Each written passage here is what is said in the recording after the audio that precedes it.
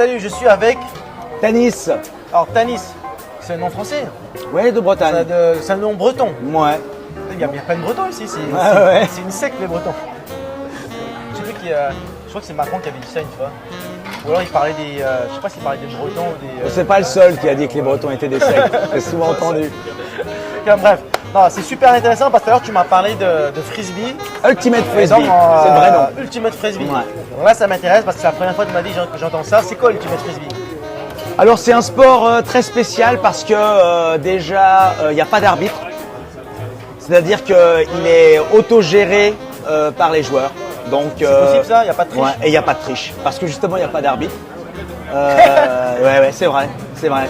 Et c'est, je crois, maintenant, il y a de plus en plus de sports mixtes, mais en fait, l'Ultimate Frisbee, c'est joué par 4 garçons et 3 filles, ou 4 filles, 3 garçons. C'est un vrai sport mixte.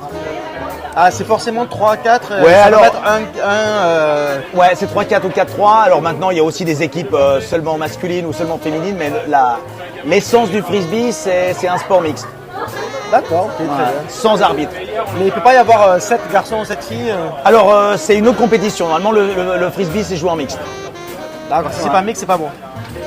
C'est une autre compétition. C'est la compétition open pour les garçons ou bien féminine pour les femmes. Ok, d'accord. Mais le début du frisbee, c'était mixte. Ok. Alors, c'est quoi le but du frisbee? C'est d'envoyer le plus loin possible? C'est d'envoyer d'une cible?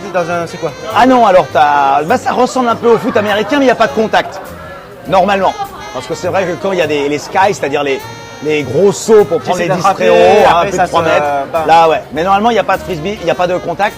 Et donc, il y a 2 end zones, des zones d'en-but. Et il faut attraper le disque et tu marques un point quand tu attrapes le disque dans l'end zone adverse. Et si tu l'attrapes pas, l'autre il marque un. Alors, c'est un turnover. Et puis, c'est à l'équipe qui était précédemment en défense qui se met en attaque. D'accord. Et c'est intense, hein, parce que défensivement, c'est très dur. Un frisbee, c'est très rapide. Donc, est très, très stratégique, comme la plupart des jeux américains. Il y a beaucoup de stratégie. C'est un jeu américain, ça? Ouais. Et ça existe partout dans le monde? Ouais. En France, il y a Ah oui, J'ai jamais vu ça. Ah ouais, c'est ça. Ils sont dans les World Games parce que la plupart des gros joueurs, de frisbee, d'ultimate frisbee, ne veulent pas entrer dans les Jeux Olympiques. Parce que les Jeux Olympiques les obligent à mettre un arbitre.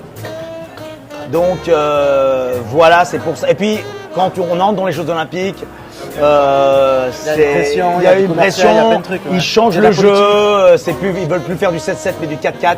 Donc c'est pour ça que on reste dans les World Games. Ok. Et puis dans les plages de Juraï, là, il y a une compétition. Alors dis-nous, c'est quoi ton quotidien? Parce que c'est pas une passion seulement, tu fais ça, c'est ton métier. Alors au début c'était une passion, j'ai commencé il y a plus de 20 ans, comme ça. J'étais à Xiamen en fait. Après je suis revenu en Suisse, j'ai joué avec l'équipe de Lausanne, on a été champion suisse. Et puis je suis revenu ici. On a monté, enfin ma femme qui faisait aussi du frisbee, a monté une équipe dans son université. C'était la première université de Chine qui avait un programme de frisbee qui permettait d'obtenir des crédits en fait. Maintenant beaucoup d'universités, il y a des compétitions universitaires en Chine, des choses comme ça. Et puis j'ai un club. Tu as un club ici? Ouais, j'ai un club. Ah, moi j'avais un club de fight, toi j'ai un club de frisbee. Voilà, Hurricane. Et on a beaucoup de joueurs qui sont dans les équipes nationales maintenant, que ce soit allemandes ou bien Donc tu es un producteur de champions alors? En fait, plutôt, c'est pas le but.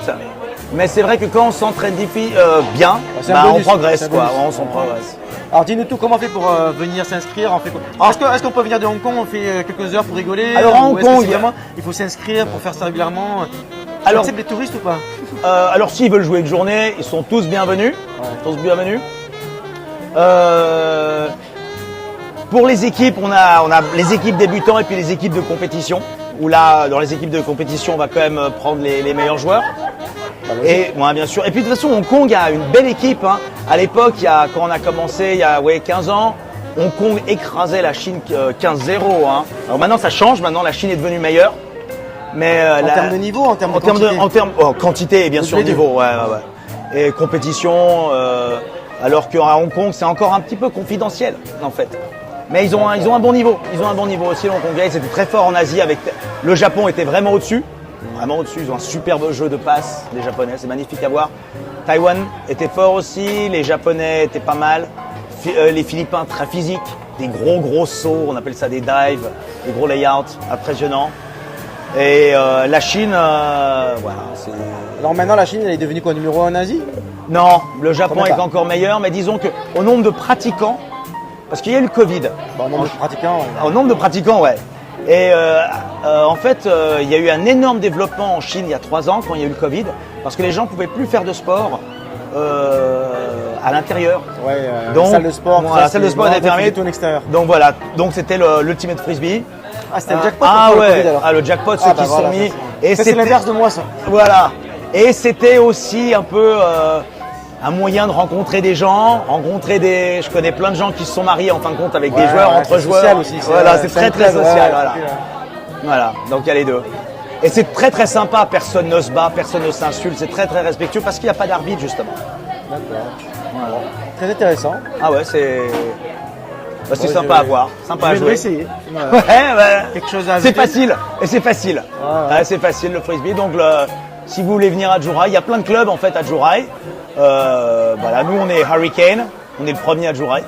Et bienvenue à tout le monde. D'accord. Hurricane, en Google Hurricane, et après on te trouve, c'est ça ou bon, Ouais, on Google, demande ça va être un CFI, peu dur, voilà. ça va être un peu Ouais. dur, mais sur WeChat, oui. On contacte le CFI, après on te met en contact avec eux. D'accord, c'est sympa. Merci Tanis. Merci beaucoup. Hein. Ciao. Ciao.